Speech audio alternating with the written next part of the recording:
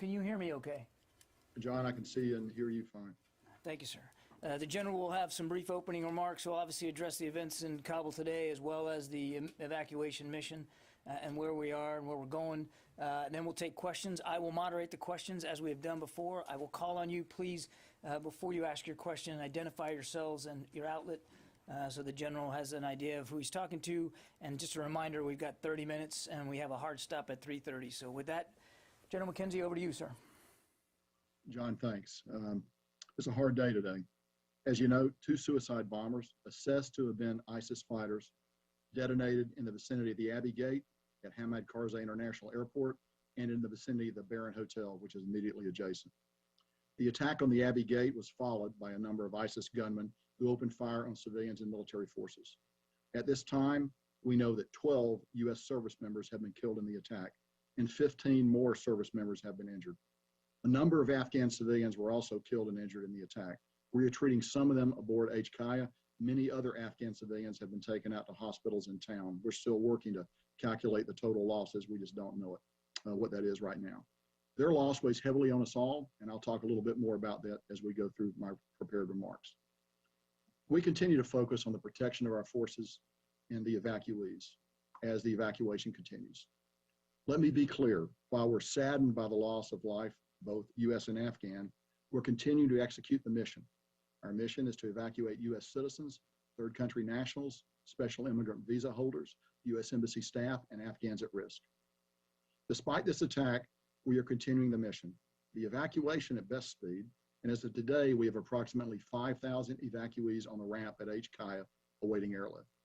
Since August the 14th, we've evacuated more than 104,000 civilians from HKIA, over 66,000 by the United States, and over 37,000 by our allies and partners. And that includes bringing out about 5,000 Americans. As the Secretary of State said yesterday, we believe that there are about 1,000, probably a little more than 1,000 American citizens left in Afghanistan at this point. We're doing everything we can in concert with our Department of State partners to reach out to them and to help them leave, if they want to leave. And remember, not everybody wants to leave. Yesterday, we brought in over 500 American citizens. It would be difficult to overestimate the number of unusual challenges and competing demands that our forces on the ground have faced. The threat to our forces, particularly from ISIS-K, is very real, as we have seen today. I would also like to express the sense of profound pride I have in the creative, determined, and professional way that our forces have overcome those challenges and to deliver the results that we talked about in my opening portion of the remarks, the number of people that we've been able to extract from Afghanistan. It would also be remiss of me not to mention the tremendous contributions of our many coalition partners, and they stood with us on the ground at HKIA, and also the interagency and international partners who supported the evacuation. The many soldiers, sailors, airmen, Marines, and Coast Guardsmen who supported this operation downrange across the Central Command, the European Command, and the Northern Command areas of responsibility. Moreover, this evacuation could simply not have been done without the amazing flexibility of U.S. Transportation Command and the airlift provided by the United States Air Force. No other military in the world has anything like it. I'd also like to thank the host nations that have generously provided access to their facilities for the processing, the care, and the feeding of our evacuees. I also need to acknowledge the temporary suffering that some of our evacuees have had to endure. Please know that we continue to execute our #1 mission, which is to get as many American citizens and other evacuees as possible out of Afghanistan. We also continue to expand the capacity at our intermediate facilities to ensure safe, sanitary, and humane conditions for our evacuees, while continuing to look for ultimate ways to expedite their processing and ultimate transfer to the United States or other destinations. I'd like to close out my remarks today by just taking a moment to describe the heroism that our Marines, soldiers, and sailors are exhibiting as they screen the people who are coming onto the airfield. This is close-up work. The breath of the person you are searching is upon you. While we have Overwatch in place, we still have to touch the clothes of the person that's coming in. I think you all can appreciate the courage and the dedication that is necessary to do this job and to do it time after time. Please remember that we have screened over 104,000 people.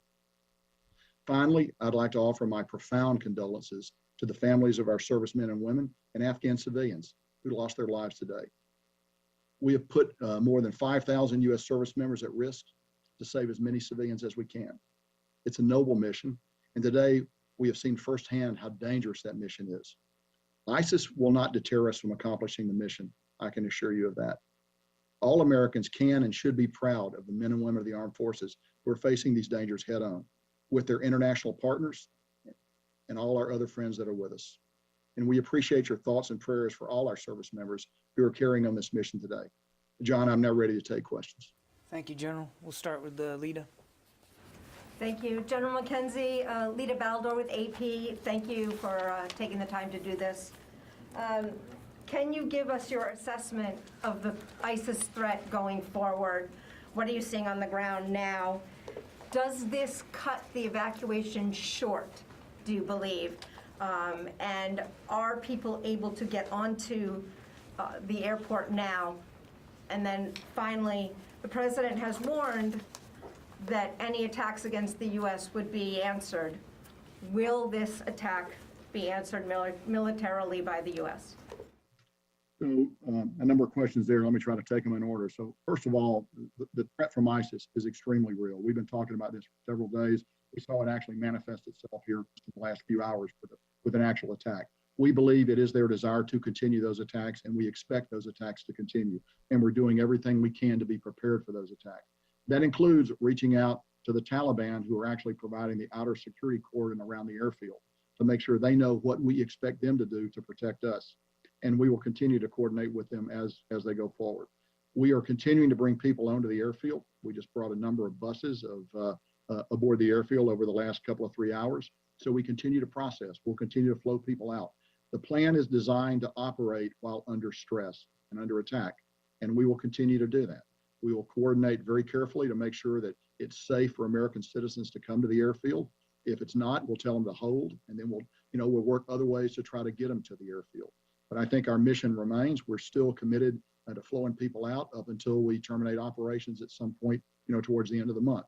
But I think we have the ability actually to do all of those things as we go forward.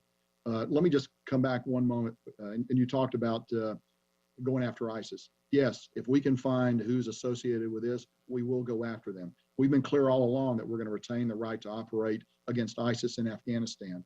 And we are working very hard right now to determine attribution, to determine who is associated with this cowardly attack, and we're prepared to take action against them. 24/7, we are looking for them. David. General David Martin with CBS. 27 casualties is a terrible number. 12 dead. Could you explain the circumstances of these attacks which resulted in such high casualties for the U.S.? Sure, David. So first of all, you will understand that we're still investigating the exact circumstances. But what I can tell you is this.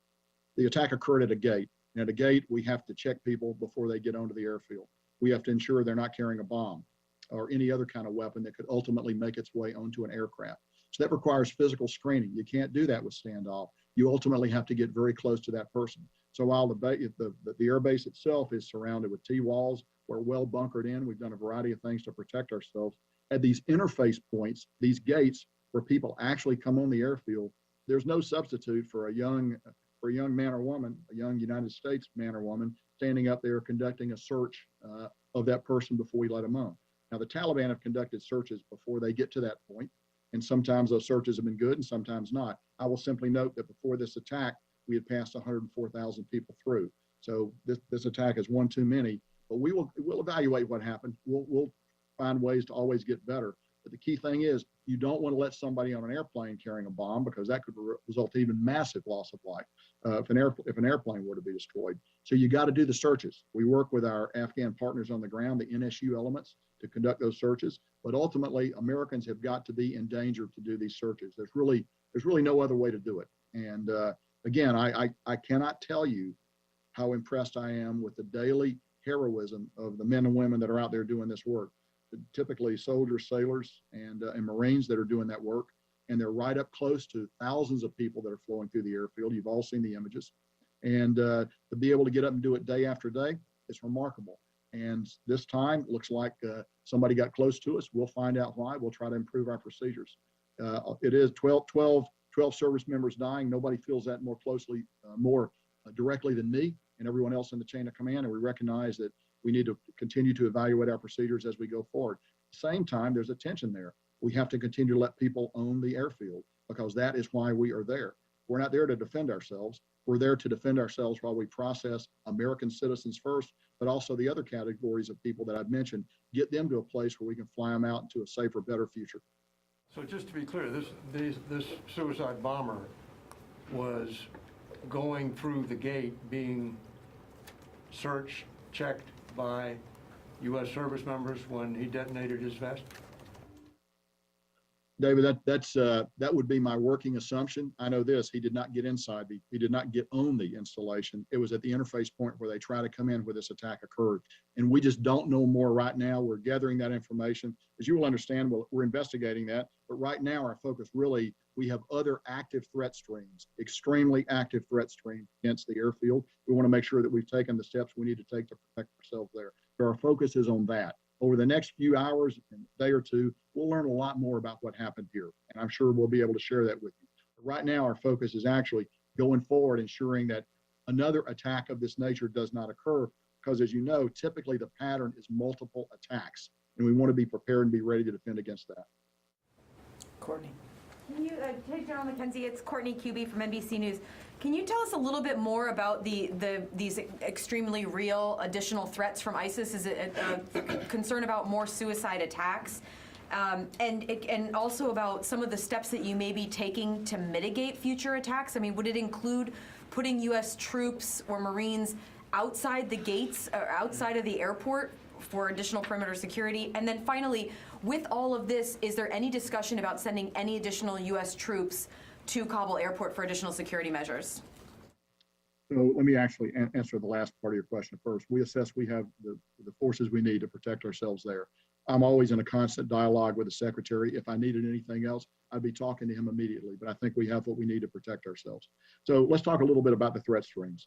So very, very real threat streams, very, what we would call tactical. That means imminent, could occur at any moment. And they range from rocket attacks.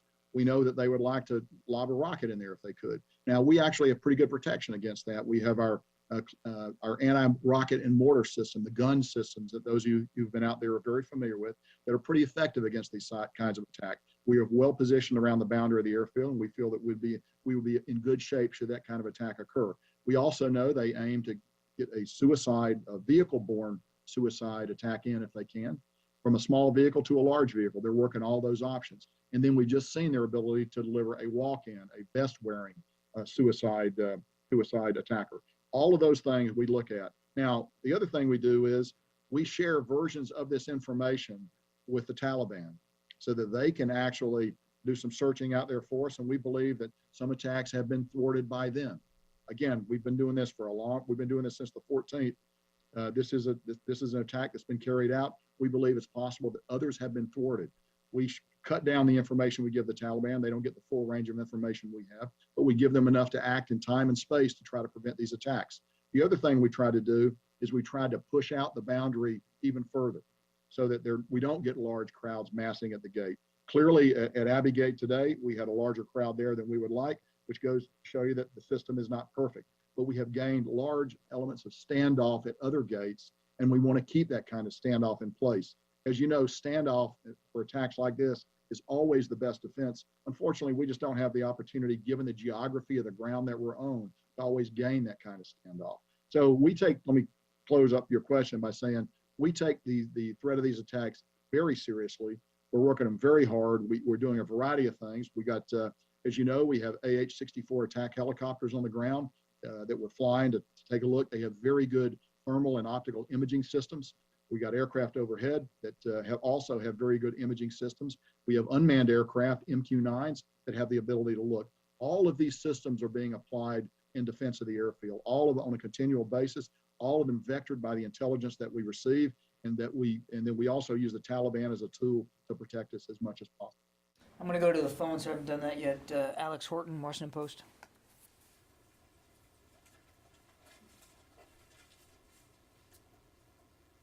Alex, you there? Yep, just unmuting. Hey, General, this is Alex Orton with the Washington Post. Thanks for doing this. Can you give us a sense of where you are in casualty notification for these folks on the ground? How long you expect it to take, given that it's a large number? And also, can you tell us a little bit about, how the forces have reacted? You said that you introduced a little, probably more standoff at this point, but what are other measures you're taking to increase security after the attack? Sure. So I would actually defer you to the services for notification of casualties. That's a function that the services provide. And I believe that process is ongoing, but I do not have visibility on it. My visibility is fully forward against the day-to-day practical threat that we face in the theater. But there are other people who can probably then answer that question for you. I'm just not that person, Alex. So in terms of practical things that we're doing, okay, again, we've reached out to the Taliban. We've told them you need to continue to push out the security perimeter. We've identified some roads that we would like for them to close. They've identified that they will be willing to close those roads because we assess the threat of a suicide-borne vehicle threat is high right now. So we want to reduce the possibility of one of those vehicles getting close. And so we're actually moving very aggressively to do that. We talked a little bit about the overwatch that we have in place, but I'll review it again. We have our unmanned aircraft, our MQ-9s, and other unmanned drone systems that have very good optical and other means of looking down. So we look at what's happening around the gate. We try to identify patterns, and we got highly trained people that take a look at that. We also have our aircraft that we fly locally, the AH-64s that I mentioned a few moments ago, as well as other manned aircraft that come off the USS, off the carrier that we have off the Makran coast, as well as U.S. Air Force aircraft that we bring up from out of Afghanistan. Everything ranging from F-15s to AC-130 gunships. And as you know, the AC-130 gunship has a very highly capable targeting system, and it's also a very visible platform. And we know from long experience that visible demonstration of these kinds of ISR tends to dissuade the attacker because they know that if we can see them do it, we're going to strike them immediately. So we'll be prepared to do that should it become necessary to defend the base. We're looking very hard. We assess we are in a period of heightened warning right now, and we're working through that as aggressively as we can. Over. Gordon. Yeah, General, Gordon Wolf on the Wall Street Journal. Can you tell us if you think that your recommendation for staying potentially after August 31st would change because of this threat stream? Or are you concerned about the threat stream? And also, the U.S. military and the Taliban have been coordinating very closely on various things. Do you still trust the Taliban, and is it possible that they let this happen? So as to whether or not they let it happen, I don't know. I don't think there's anything to convince me that they let it happen. As to whether or not I trust them, that's not necessarily that's a word I use very carefully. You've heard me say before, it's not what they say, it's what they do. They have a practical reason for wanting us to get out of here by the 31st of August, and that's that they want to reclaim the airfield. We want to get out by that day too, if it's going to be possible to do so. So we share a common purpose.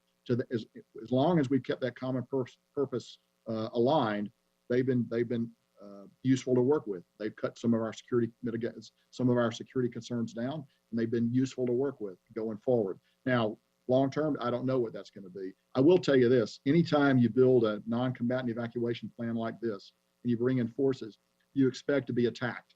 So we thought this would happen sooner or later. It's tragic that it happened today. It's tragic there was this much loss of life. We are prepared to continue the mission. I've had a great opportunity to have dialogue with my chain of command on it, and I'm not going to be able to share with you what my advice has been, as you know and understand, Gordon. But I think we can continue to conduct our mission even while we're receiving attacks like this. Over. Eric?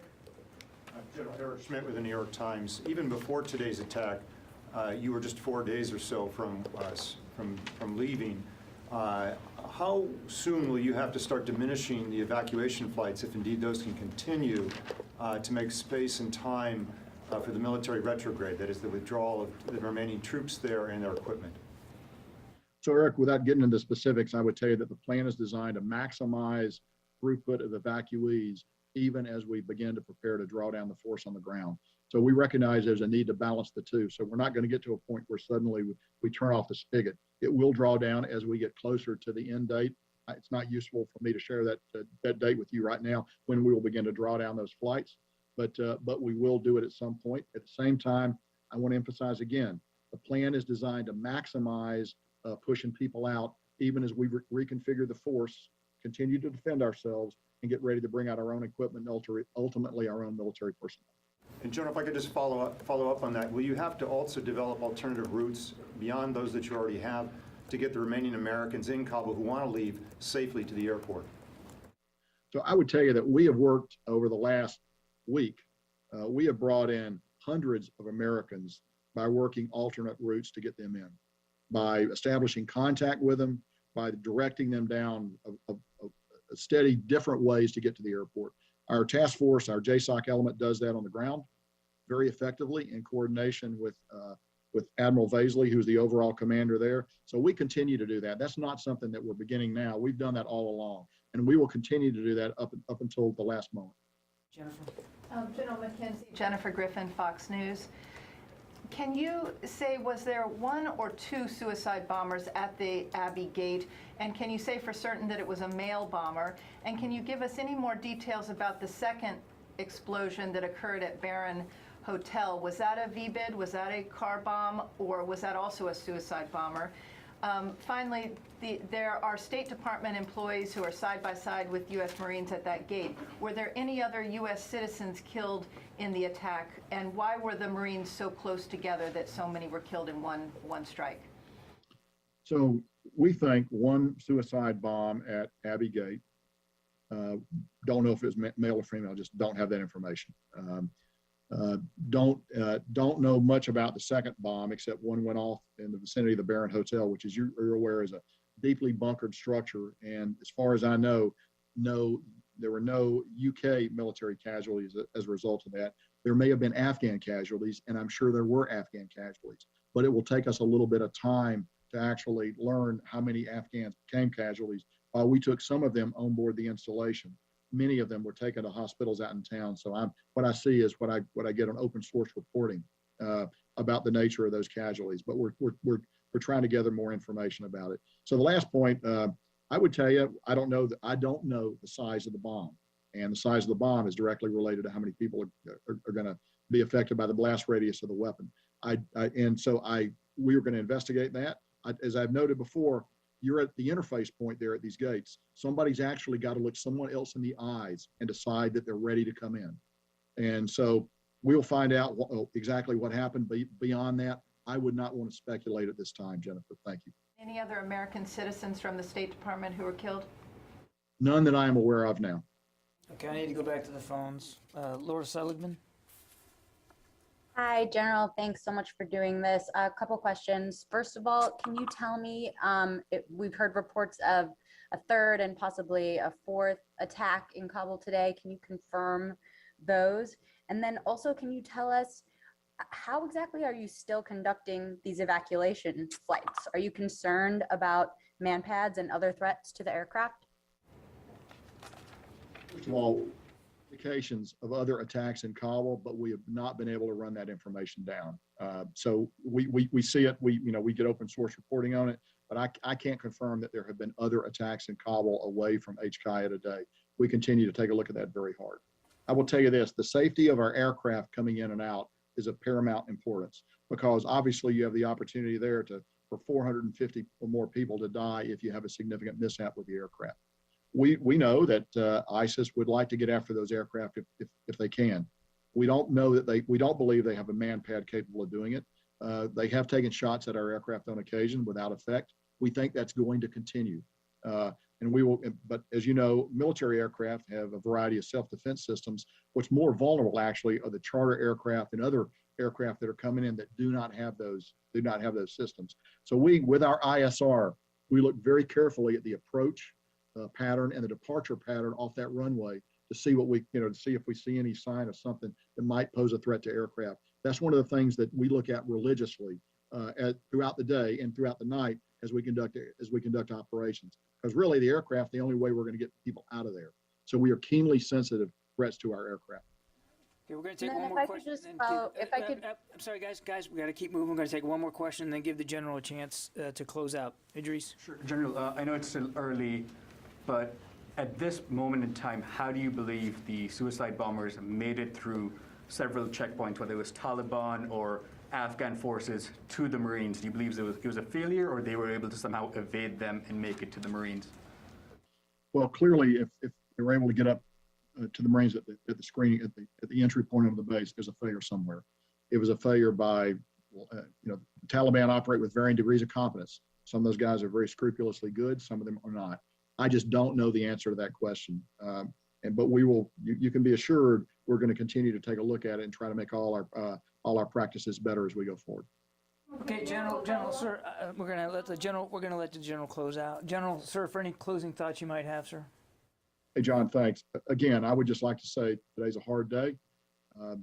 But the thing I come back to is the remarkable professionalism that the force on the ground is showing.